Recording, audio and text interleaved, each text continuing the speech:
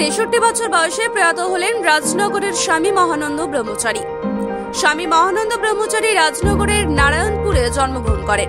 মাত্র 11 বছর বয়সে তিনি রাজনগরের আখড়া সাহেব স্থান সংলগ্ন স্বামী বিশ্বানন্দ গিরি মহারাজের আশ্রমে এসে বিশ্বানন্দ গিরির কাছে দীক্ষা দেন এবং তখন থেকেই আজীবন তিনি এই আশ্রমেই ছিলেন। প্রতি বছর এই আশ্রমে স্থানীয় ভক্তদের সহযোগিতায় ধর্মীয় বিভিন্ন অনুষ্ঠানের আয়োজন করতেন মহানন্দ ব্রহ্মচারী। বেশ কয়েকদিন ধরে তিনি অসুস্থ ছিলেন। আজ সোমবার বেলা 12টা নাগাদ তিনি শেষ নিঃশ্বাস ত্যাগ করেন। সেখান থেকে তার দেহ রাজনগরে বিশ্বানন্দ গিরি আশ্রমে আনা হয়। আশ্রমে অগণিত ভক্ত তাকে শেষ শ্রদ্ধা জানাতে আসেন। আশ্রম প্রাঙ্গণে তাকে এদিন সমাধিস্থ করা হয়। আশ্রমের ভূমিদাতা তথা রাজনগর উচ্চ বিদ্যালয়ের প্রাক্তন শিক্ষক বিজয় কুণ্ডু ও এক ভক্ত এ বিষয়ে বিস্তারিত জানান।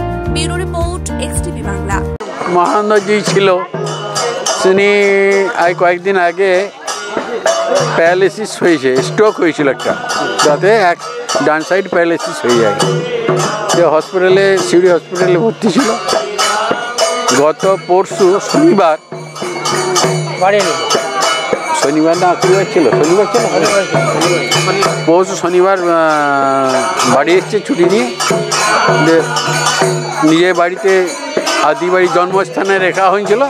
তারপরে আজকে দুপুর 12টা 5 মারা গেছে। যে আজ আশ্রমকে আবার আনা হয়েছে, ওকে এখানে সমাধিস্থ করা হবে। তাতে আমার সব ভক্তবৃন্দরা এসে উপস্থিত হয়েছে। আপনার নাম? আমার নাম শান্তি গোপাল মণ্ডল। হ্যাঁ, বাড়ি হচ্ছে গোলাল গেছি। এই আশ্রমে একজন ভক্ত। অরুণবাবুর ছেলেকে অভিজিৎকে দেখাইলো, বোধপুরে দেখাইলে, এইখানে শিউরতে কোন ভালো স্পেশালিস্টকে দেখাইলে। হ্যাঁ, কিন্তু শরীরটা এত দুর্বল হয়ে গেছিল, কাঁপতে লাগলো। হঠাৎ একদিন সানজতে স্ট্রোক হয়ে গেল। হাসপাতাল ভর্তি করা হইল। RN গাঙ্গুলির আন্ডারে ছিল। বলি ভালো হয়ে যাবো, আচ্ছা ঠিক হয়ে যাবে।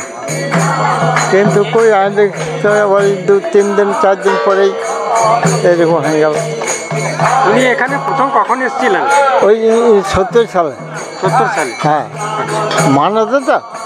হ্যাঁ, মানতে 70 সালে আমাদের আশ্রমে। ওই যখন বয়স মোটামুটি 11 বছর। এই আশ্রমটার নাম কি? বিশালানন্দ আশ্রম। শ্রী শ্রী বিশালানন্দ আশ্রম।